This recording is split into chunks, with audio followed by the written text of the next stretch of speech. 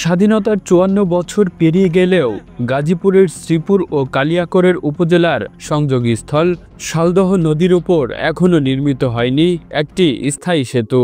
ফলে এই নদী পারাপারে প্রতিনিয়তই দুর্ভোগ পোহাতে হচ্ছে লাখো মানুষকে, বিশেষ করে নারী, শিশু, শিক্ষার্থী ও রোগীদের। যুগের পর যুগ ধরে মানুষ পার হচ্ছে বেলচালা ঘাটের রশি টানা নৌকায়। একটু অসতর্কতা মানেই দুর্ঘটনা, জীবন ঝুঁকিতে পড়ছে প্রতিনিয়তই। সবচেয়ে বিপদে গর্ভবতী নারী ও রোগীরা, যাদের অনেকেই হাসপাতালে পৌঁছাতে না পেরে মৃত্যুর কোলে ঢলে পড়ছেন। মহিলাদের নিয়ে টেনশন আরও বেশি, বৃদ্ধ যারা আছে, অসুস্থ যারা আছে, তাদেরকে নিয়ে এখান থেকে পারাপার আসলে অনেক কষ্ট। এই কারণে এখানের এলাকার মানুষের একটা দীর্ঘদিনের দাবি যে এখানে একটা যদি ব্রিজ হয় তাহলে এই এলাকার মানুষের জীবনের একটা উল্লেখযোগ্য চাওয়াটা পূরণ হবে। এই জায়গাটার মধ্যে দীর্ঘদিন ধরে একটা ব্রিজের দরকার। গুজারা পার হওয়া না খুব আমাকে পেরেশানি হয়, সময় গুজারা থাকে, সময় থাকে না। ব্রিজ হয়, একটা সেতু হয়, আমাকে দুই পাড়ের যাতায়াত সবার জন্য আমাকে খুব অনেক উপকার হয়। বেলতলা ঘাট, শিলিগুড়ি ঘাট, এই ঘাটে নৌকাটা আসা যাওয়া করতে হয়। একটা রুগী আসলো, আমরা একটা রুগী যদি হয় তাহলে একটা গাড়ি পাই না, একটা গাড়িতে নিতে গেলে রুগী মারা যায় রাস্তায়। এই জনপদের জনগণ দীর্ঘদিন যাবৎ অবহেলিত। এখানে একটি সেতু হলে এই দীর্ঘদিনের দুঃখ দুর্দশা লাঘব হবে। সেতুর অভাবে থমকে আছে স্বাস্থ্য, শিক্ষা ও অর্থনৈতিক উন্নয়ন।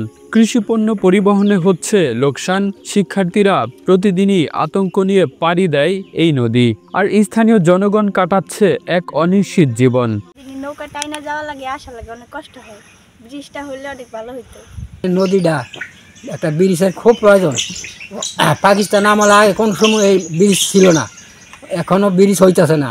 স্থানীয়দের বারবার আবেদন নিবেদন সত্ত্বেও প্রশাসনিক জটিলতার অজুহাতে বছরের পর বছর থমকে আছে সেতু নির্মাণ প্রকল্পটি।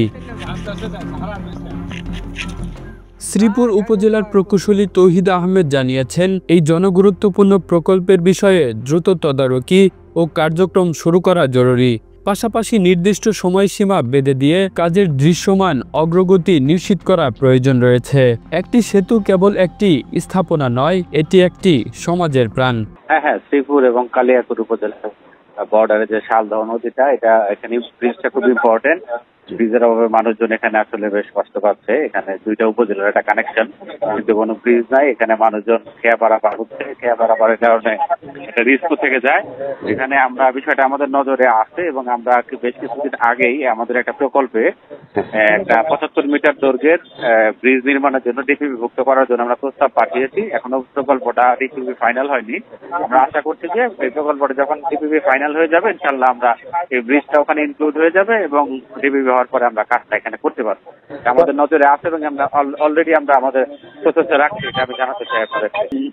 এটা বলা মুশকিল, কারণ একটা প্রকল্পের ডিপিপি পাস হয়ে আসছে, মিনিস্ট্রি হয়ে আসছে, তো এই জিনিসটা আমাদের এলজিডির হাতে না। এটা একজ্যাক্ট বলা কঠিন আসলে। ৬ মাস থেকে ১ বছরের মধ্যে আমরা দেখি যে ডিপিপি গুলো পাস হয়।